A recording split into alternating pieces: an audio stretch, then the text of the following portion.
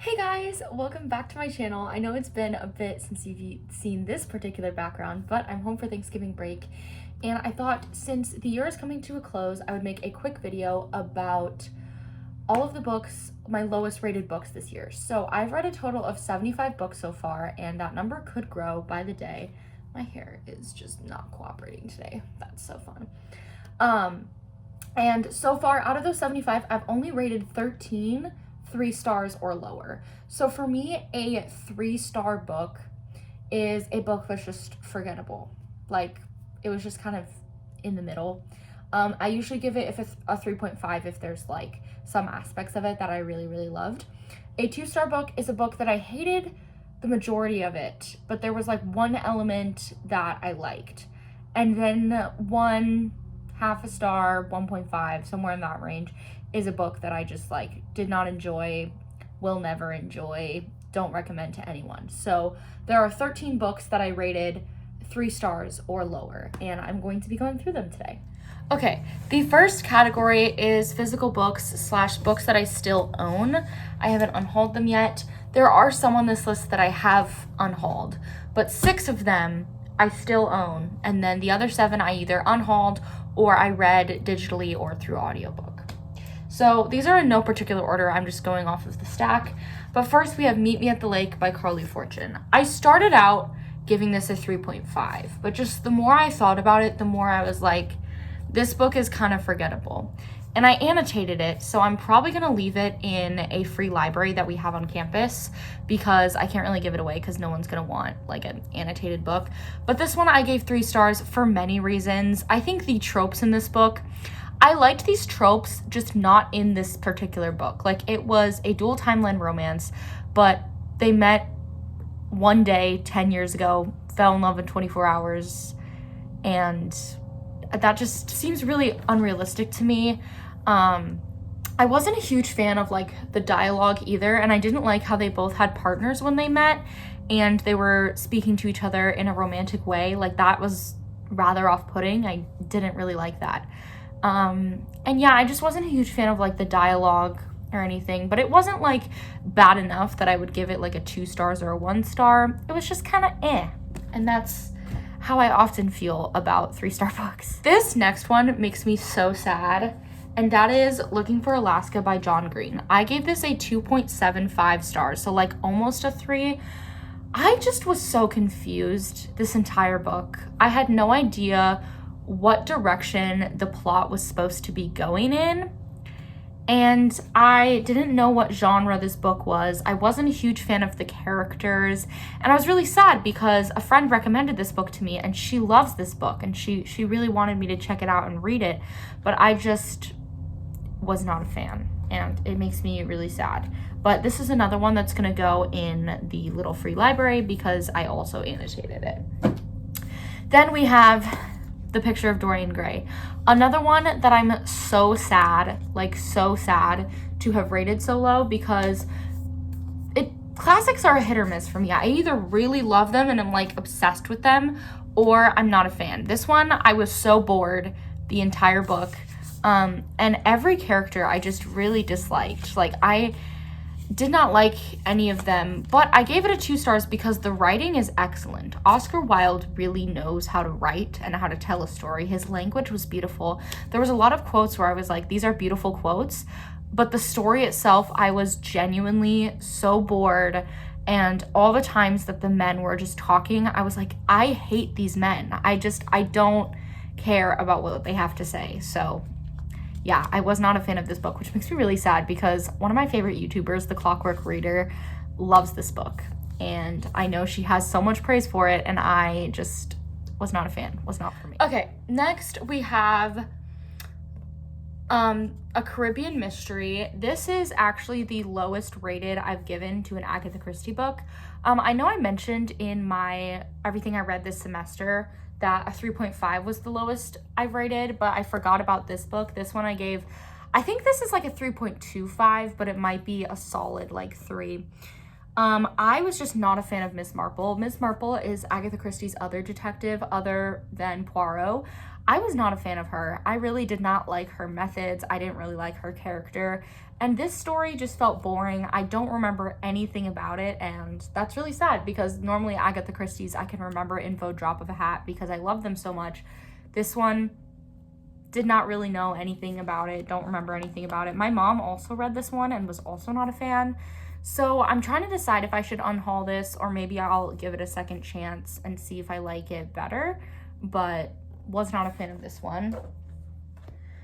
Then we have The Gleanings by Neil Shusterman, probably my most disappointing read of 2023, because I love the Arc of a Scythe trilogy, and these are short stories from the Arc of a Scythe universe, and I knew that going in, so I wasn't like anticipating a fourth book or anything, but most of these stories gravely disappointed me. Like, I feel like they were so unnecessary. They were just kind of, they didn't need to be there. There were some that I really liked. For example, the one that took place in like the dream world was really interesting. Like, I would have loved to read more about that and everything like that. The reason I gave it as 3 is there were some that were enjoyable. Like, it wasn't the entire book that I just disliked. But I feel like the whole concept of this book, I just wasn't a fan. Like, I'd rather have just had like a fourth book and had these be like part of Neil Shusterman's website or something. Because I know a lot of authors will write like extra chapters and put them on like their website or their Instagram. Like, I feel like that's what he should have done instead of publishing a whole book of them. But I still love Neil Shusterman. I still love his series. This one was just really disappointing. Okay, next we have Medea by Euripides. I read this for my script analysis class, which was last semester. And I don't know, this one, there was a lot of really interesting plays that we read, and I loved almost all of them, but this one was like a historical one. I gave this like a 2.5, I think, or like a 2.75. This one is kind of more of like a historical one. It's not really historical, it's like mythology, and I don't know, I just wasn't a fan. I thought it was boring, and it wasn't super memorable to me. I also think that discussing it in an academic setting kind of ruined the play for me as well, which is weird because that didn't happen with any of the other plays, but this one in particular, I just was not a fan of. This next one, I also was really sad to rate so low because I wanted to like it. I had such a, not personal connection. I don't want to say like personal connection to the author, but the author went to my high school. She was an alumni and she grew up in my hometown, and she based the town in this book off of my hometown. So I was like, oh my gosh, like this is gonna be so perfect. I loved it. And that is The Rabbit Hutch by Tess Gunty. I was not a fan. The story was very compelling, but the writing was so jarring and confusing. I was not a fan. I feel like the story just like jumped around to so many different places, and it was just very confusing and hard to understand. I feel like this is the kind of book that I would like better if I got to discuss it academically, because I would understand it more. There's some books that I hate discussing in an academic setting because it ruins them, but there's some that improve it. And I feel like this book would be the perfect book to like read and analyze in an English class, but me reading it by myself, I was not a fan. So I gave this a 2 stars. Okay, so as for books that I've unhauled, I have The Cellar by Natasha Preston, which I didn't technically unhaul, but it belonged to Ryan, so I just gave it back to her. I gave this a solid 3 stars. It was just kind of eh. I wasn't a huge fan of it, and I don't think I would read another Natasha Preston book. It just, sorry, this is bothering me. It just was not my vibe.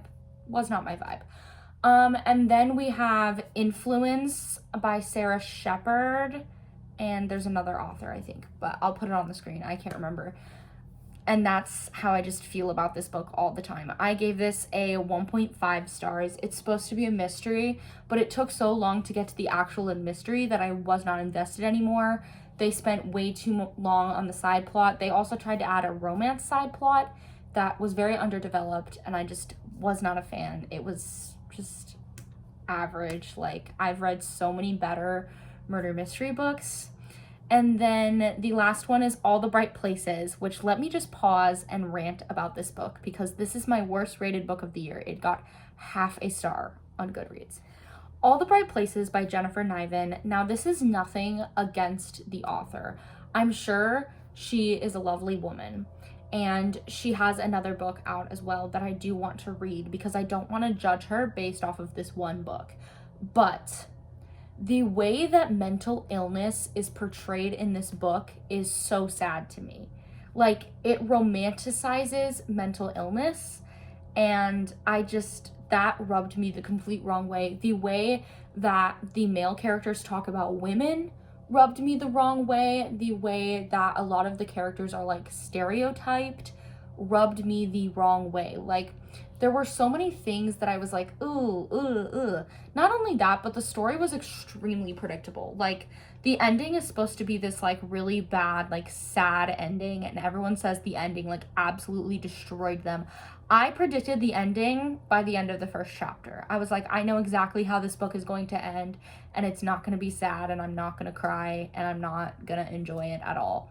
I have changed my rating for this book at least 4 times. The first time I read it, I gave it like, I think a 2.5, and then I lowered it again to a 1.5, and now I've lowered it to a half a star. Just because if you go onto Goodreads and you read like in-depth reviews, I feel like they are better at explaining how I feel about this book, but it's just, I